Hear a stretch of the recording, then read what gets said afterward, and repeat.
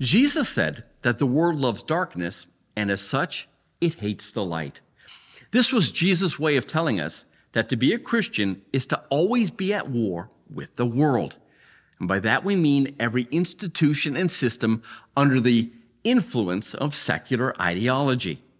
It can be institutions such as politics, education, financial, or scientific. You name the institution, and if it's not governed by the Word of God, then at some point, it's going to teach and promote spiritual darkness. Which means at some point, these institutions are going to become hostile to everything and anyone, who lives a godly life. They will hate God's people because our lives expose, their darkness, which is why Christianity right now is under attack. We're told that Christianity is hostile to science and reason, that to be a Christian is to be racist, homophobic, hateful, and bigoted. Just watch what happens if somebody's being interviewed by a news station and that person just happens to mention the name Jesus, and all of a sudden, something technical happens and that person is cut off. To be a Christian today is to be labeled a troublemaker. According to many, the world's problems would go away if we could just get rid of religion. Science mocks us, education scorns us, the media cancels us, and the list goes on. The world hates our light. Actually, let me correct that. It's not our light, it's His. And we find it in His book. And anytime you find somebody who is questioning the Bible, or they are trying to twist it or change it or cause you to doubt it, that person is not your friend. They're a wolf.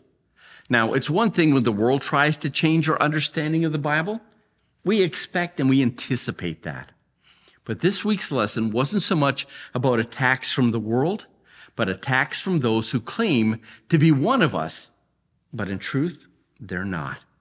So how can you tell the difference? Well, keep in mind the following. They will try to replace the values of biblical theology with the values of secular ideology. They will try to convince you that they have a special light that your church somehow misses or ignores. They will try to convince you that only special people can understand their deep spiritual truth. They will cause you to doubt the very truths and sound doctrines that are in the Word of God. And lastly, they will invite you to leave your church and follow them or their ministry. Well, that was our final thoughts and nuggets for this week.